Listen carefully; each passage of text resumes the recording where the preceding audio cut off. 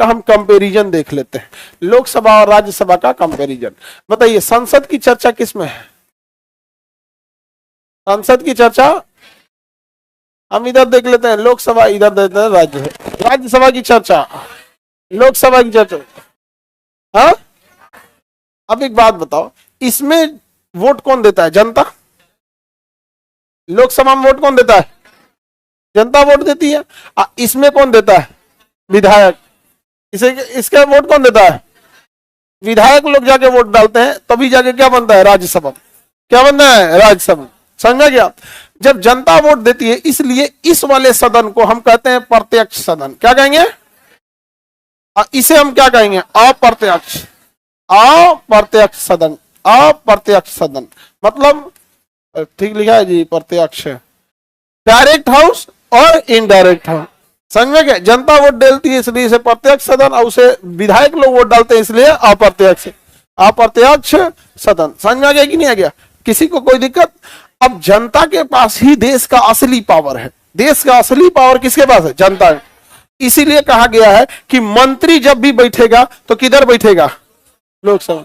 मंत्री किधर बैठेगा? मंत्री मंत्री राज्यसभा में बैठेगा, मंत्री किधर बैठेगा? लोकसभा। अतः मंत्री परिषद किसके प्रति उत्तरदायी है? लोकसभा। इसलिए इस सदन को हम कहते हैं प्रथम सदन। कौन सा सदन? प्रथम सदन। ऐसे क्या कहेंगे? द्वितीय सदन। कौन सा सदन? द्वितीय सदन। प्रथम सदन इसलिए कहेंगे क्योंकि जनता की चुने गए मंत्री सब किधर बैठते हैं? लोकसभा। अब उसे कौन सदन कहेंगे? द्वितीय सदन। उसे द्वितीय सदन कहेंगे। जनता की समस्या पहले इधर सॉल्व होती है, बाद में उधर सॉल्व होती है, क्योंकि मंत्री इधर ही है।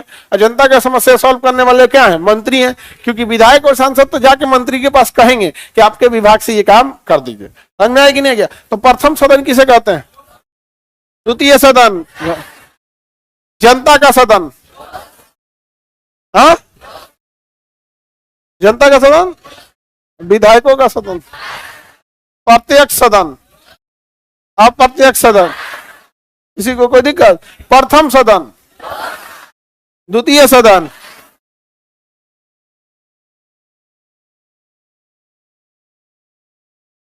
आगे बढ़े।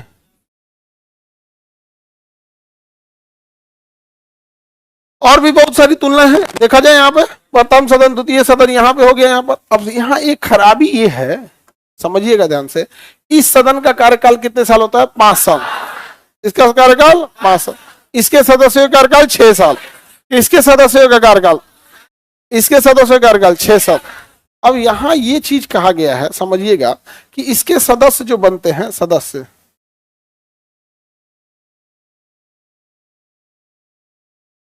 सदस्य सदस्य का कार्यकाल 5 साल, और इसके सदस्य का कार्यकाल कितना साल? 6 साल। बट प्रॉब्लम कहां है कि यहां कहा गया है कि मंत्री यानी सरकार वही बना पाएगा जिसके पास अकेले कम से कम 50% सीटें हों। लोकसभा का कुल सीटों का अकेले 50% वो रखता हो, या उसके साथ चुनाव लड़ रही गठबंधन की पार्टी रखती हो अकेले, तभी क्या बना पाएगा? सरकार। तभी क्या बना पाएगा? सरकार। अब जैसे अभी वर्तमान में नरेंद्र मोदी के पास अपना 240 सीट है। कितना सीट है? 200। लेकिन 50% के लिए 272 चाहिए। 50% के लिए क्या चाहिए? 272। एक तो ज्यादा रखता है कोई भी यहाँ पर, तो 50% के लिए क्या चाहिए? 272। लेकिन मोदी जी के पास है कितना? 240। अच्छा, ये कितना? 272। 272 300 जी, 240 है ना, 272 चाहिए। तो बताइए, है 240। अच्छा, ये कितना? तो इनको किसी ना किसी से साथ लेना पड़ेगा। क्या करना पड़ेगा? साथ। तो उनके साथ देने में किसका योगदान है? हम बिहार के लोग का। चाहे नीतीश कुमार का भी साथ है, वो अभी अपनी पार्टी खींच सकते हैं। चिराग पासवान का साथ है, वो भी अपनी पार्टी यहाँ पे हम पार्टी है, उनका भी एक सीट है कि नहीं है? एक सीट है। तो बिहार से उनको कम से कम कितना? 18-19 सीट का समर्थन है बिहार से ही। अरे 12 को तो अपने इनके हो गए हैं, नीतीश कुमार जी की पार्टी के। 5 ठो चिराग पासवान, 12-5 17, एगो हम पार्टी से 18। तो 40 गो में से इनके पास जीते कितना? 240। करना कितना है? 272 करना है। 18 का नहीं तो कहां से मिल गया इनको? बिहार से। चंद्रबाबू नायडू तेलंगाना से, तेलंगाना से मिल गए ना, आंध्र प्रदेश से, कहां से? आंध्र प्रदेश। तो सोचिए उतना समर्थन है कि नहीं है? अगर बीच में किसी का दिमाग घूमा, क्या गिना? 25 ब्रेकअप, क्या हो गया? ब्रेकअप। तब तो वापस 272 से कहां चले जाएंगे? तो सरकार क्या हो जाएगी? गिर जाएगी। सरकार क्या हो जाएगी? गिर जाएगी। तो लोकसभा को वापस भेज दिया जाएगा, जाओ घर जाओ घर जाओ, दोबारा इलेक्शन होगा। क्या होगा? दोबारा है।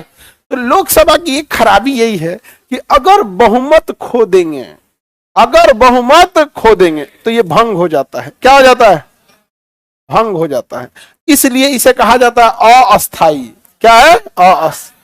समझो, लोकसभा का इलेक्शन 2024 में हुआ था, अगला कब होगा? 2029 में। लेकिन अगर गठबंधन की सरकार में किसी ने अपना समर्थन खींच लिया तो चुनाव 2029 में ना होके बीच में चुनाव कराना पड़ेगा कि भैया ये सब तो ब्रेकअप कर लिया हो। नहीं समझ आ गया? क्या कर लिया? ब्रेकअप। तो लोकसभा की खराबी क्या है? इसमें क्या हो सकता है? ब्रेकअप। इसमें क्या हो सकता है? ब्रेकअप। अतः यह भंग हो सकता है, यही खराबी। अटल बिहारी वाजपेयी की सरकार गिर गई थी कि नहीं? बस समर्थन खींच लेने की वजह से सरकार गिर गई थी। समझ में आ रहा है कि नहीं आ रहा है? वीपी सिंह भी थे, वीपी सिंह की भी समय में भी सब घटना हुई थी। अब आगे जब सरकार देखा जाएगा ना तो ये सब समझाएंगे आप लोग। आगे बढ़े तो लोकसभा की खराबी क्या है? भंग हो सकता। लोकसभा की खराबी भंग हो सकता है, ये इसकी सबसे बड़ी खराबी। इसलिए इसे अस्थायी सदन कहते हैं। क्या राज्यसभा कभी भंग होगा? राज्यसभा कभी भंग नहीं होगा। भैया हमको सरकारें नहीं चलाना है तो हमको भंग क्या करेंगे? यहाँ पे नहीं समझा गया? नहीं समझे? अरे वो कहावत में कहते हैं कि भैया इसको सरकार ही नहीं चलाना है राज्यसभा लोग को, तो इसे सरकार से बाहर क्या कीजिएगा? नहीं समझे? राज्यसभा को सरकार चलाना है, इसे भंग करके सरकार से बाहर कैसे करिएगा?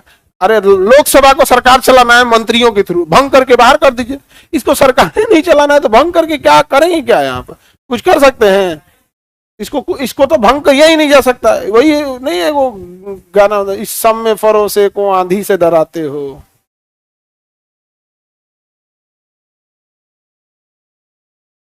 हम भी किसको उर्दू बता रहे हैं? क्या होता है मतलब? हाँ, इस सम में फरोसे को आंधी से डराते हो। अरे भैया चलो छोड़ो, तुम लोग को नहीं बुझाएगा यहाँ पे। ये बताओ, राज्यसभा भंग करेंगे? हाँ, क्यों भंग करके करेंगे क्या? नहीं समझे? आगे बढ़े तो ये भंग होगा? ये कभी भी भंग नहीं हो सकता। भंग कर गया तो इसलिए क्या है?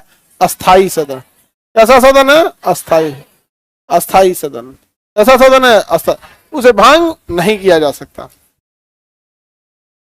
लोकसभा को भंग करके इसका पावर खत्म कर देंगे। उसके पास पावर ही नहीं है तो भंग करके खत्म कुछ ही करिएगा आप। नहीं समझ में गया?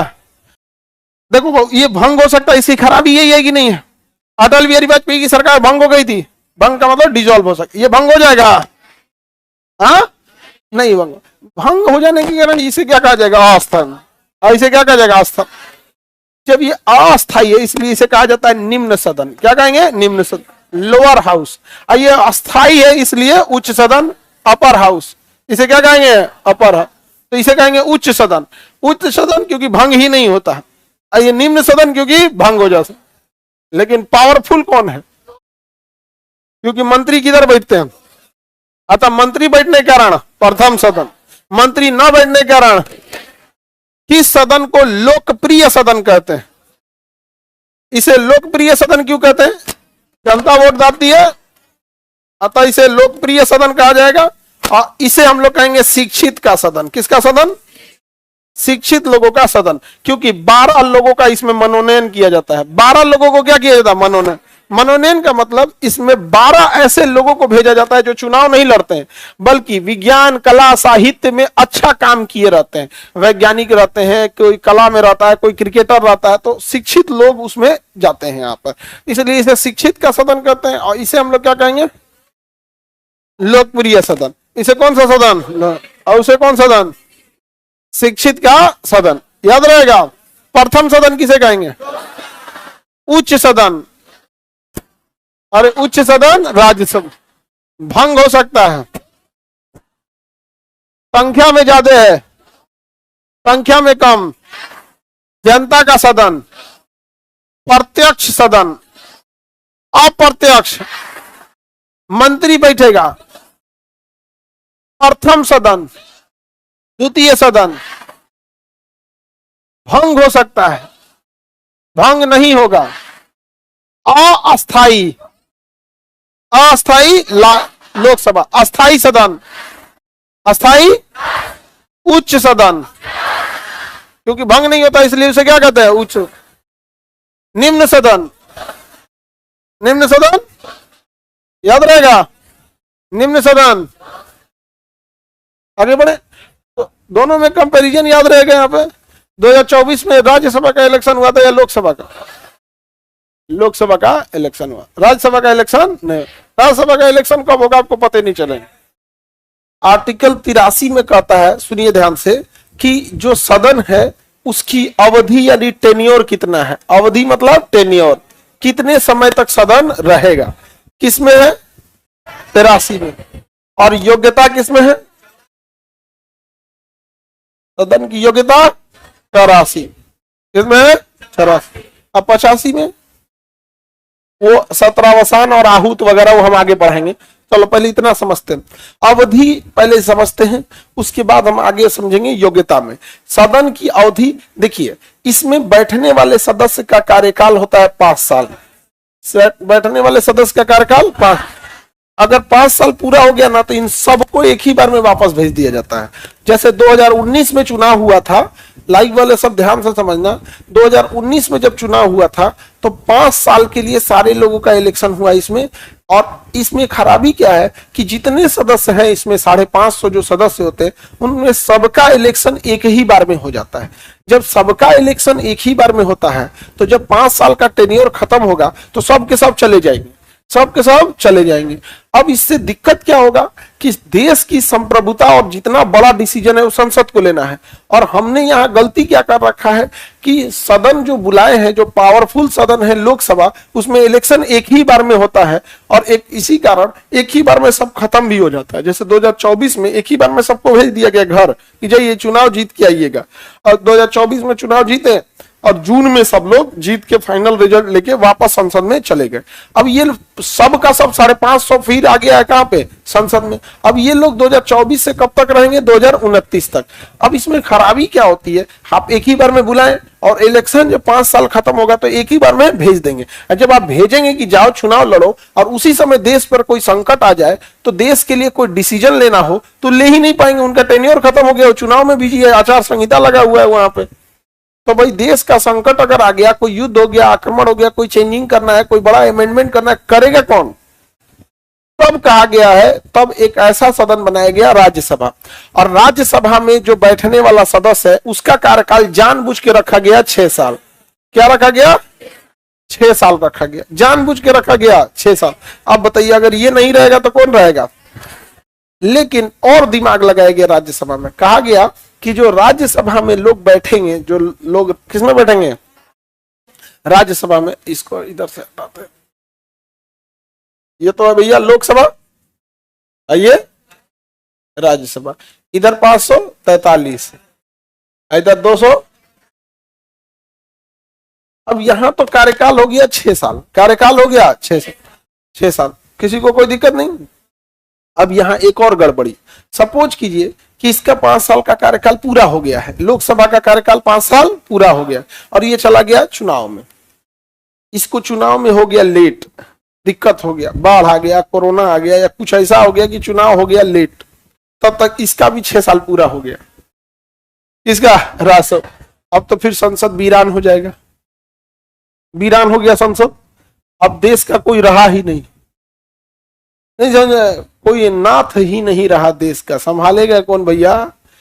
ये तो दिमाग ठीक है कि एक का 5 साल रखिए, एक का 6 साल रखिए तो क्या होगा, एक खत्म होगा जब तक एक का टेन्योर बचा रहेगा। लेकिन लोकसभा का इलेक्शन में अगर लेट हो जाए, ईवीएम चोरी हो जाए या बैलेट पेपर पे इलेक्शन होने लगे, चुनाव नतीजों में देरी होने लगे या कोई जीत ही ना पाए, दोबारा चुनाव की नौबत आ जाए, धांधली इतनी ज्यादा हो जाए कि चुनाव आयोग डिसीजन ले कि दोबारा इलेक्शन कराना है, तो अगर इस कंडीशन में ऐसा होता है तो हम लोग तो ये सोचते हैं कि राज्यसभा के पास 1 साल का टेन्योर ज्यादा है तो वो मैनेज करेगा, लेकिन अगर लोकसभा ही 1 साल लेट हो गई तो इधर लोकसभा 1 साल लेट हो गई, इधर इसका 6 साल हो गया, वो पहले से बाहर था, ये भी बाहर हो जाएगा। बताओ भैया, संसद में इसी समय कोई युद्ध कर दे, आक्रमण कर दे, डिसीजन लेने वाला कोई नहीं बचा, इमरजेंसी लगाने वाला कोई नहीं बचा, संसद की संप्रभुता गई, देश की संप्रभुता, सारा सॉवरेनिटी पावर किसको दिया गया। अब क्या किया जाएगा? अब तो भैया देश गड़बड़ हो जाएगा, इस तरह से देश चलेगा? चलो अब इसमें नियम बना दिया क्या चीज कि देखिए, इसमें जितने लोग हैं उनका सबका इलेक्शन एक ही बार होगा, एक ही बार बाहर कर दीजिएगा। इसमें कह दिया कि नहीं, इनमें सबका इलेक्शन एक बार में नहीं होगा, इसको 3 पार्ट में बांट देंगे, 1/3, 1/3 और 1/3, यानी इसमें 3 पार्ट में क्या होगा, बांट दिया जाएगा। एक ही बार में इलेक्शन नहीं होगा, समझ में आ गया कि नहीं? एक बार में इलेक्शन नहीं होगा। इससे क्या होगा फायदा समझो, एक बार में इलेक्शन न होने से फायदा, अब इतना तो समझ गए, इधर लोकसभा इधर राज्यसभा है, हाँ ये कौन सा है, राज्यसभा। अब इससे समझो फायदा क्या होगा, कार्यकाल कितना साल है। अब इन लोगों का जो इतने लोग हैं, लोग मतलब 1/3 है, उन लोगों का इलेक्शन होगा, उसके बाद फिर कुछ क्या होगा, मैंने 3 पार्ट में, सबका एक बार में नहीं होगा। इससे फायदा क्या है, सपोज करो कि इसका इलेक्शन 2010 में हुआ, तो इसका कब होगा, 2012 में, 2-2 साल का गैप करके होगा, 2012 में। इसका कब होगा, 2014 में। अब फिर होगा 2016 में, 2016 में। इनका कब होगा, 2016 में। तब तक इनका टेन्योर 6 साल का खत्म। देखो टेन्योर कितना है, तो जो इलेक्शन में आया है वो कम से कम कितना दिन रहेगा, 6 साल। तो ये 1/3 जो लोग आए थे, 1/3 लोग, मतलब 250 का 1/3 करेंगे तो कितना होगा, 150, 15 45, 150 नहीं, 150 कैसे हो जाएगी,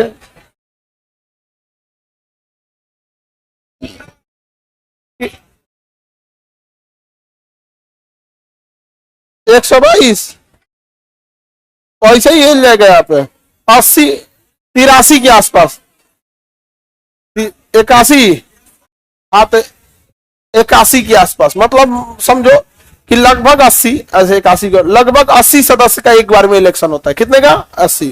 तो हम लोग एक समझते हैं इसको। तो इसमें जो आए थे 80 एक बार हुआ, फिर 80 एक बार हुआ, फिर 80 एक बार हुआ, 8 तरीके 24, 240 हो गया ना। तो लगभग 80 आप समझिए, क्योंकि 245 सीटें हैं, तो ऐसे करो ना भाई, 10 मतलब क्या, 245 सीट है ना, इसका 1/3 करोगे, लगभग 83, लगभग 82-83, तो आप 80 समझो इससे। तो जो 1/3 सदस्य का इलेक्शन हुआ है, उसका कार्यकाल कितने साल रखना है, 6 साल।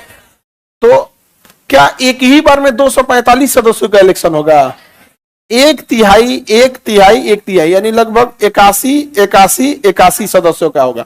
जो यहां इलेक्शन हुआ सपोज 2010 में, फिर ये होगा 2012 में, ये होगा 2014 में, अब फिर जब 2 साल बाद यानी 2016 आएगा, तब तक इसका 6 साल कंप्लीट हो जाएगा। फिर अगले 2 साल बाद इलेक्शन हो, जो 2018, इसका 6 साल कंप्लीट हो गया। फिर 2020, इसका 6 साल कंप्लीट हो गया। यानी लोकसभा का इलेक्शन बड़ी सिंपल है, लोकसभा का इलेक्शन बहुत ही सिंपल है। जितने सदस्य आएंगे एक ही बार में इलेक्शन करो, घुसा दो यहाँ पे, चलो चलो चलो चलो, यहाँ पे 5 साल खत्म हो गए, जाओ जाओ जाओ जाओ जाओ यहाँ पे। राज्यसभा ऐसा नहीं है, राज्यसभा ऐसा नहीं है, इसमें एक ही बार में सबका इलेक्शन नहीं होता। कहा जाता देखो 250 सीट है, यानी 245 सीट है, 245 का एक बार में इलेक्शन नहीं होगा। पहले 1/3 आता है, यानी 81 को का इलेक्शन कर लेते हैं, फिर अगले 2 साल बाद 1/3 यानी 81 का फिर इलेक्शन करेंगे, फिर अगले 2 साल बाद इलेक्शन करेंगे। इससे होगा क्या, 3 पार्ट में इलेक्शन करने से फायदा क्या होगा कि सबका कार्यकाल एक ही बार में खत्म नहीं होगा, सबका कार्यकाल एक ही बार में खत्म नहीं होगा। जैसे क्लासरूम में देखोगे 3 रो है, 1 2 3।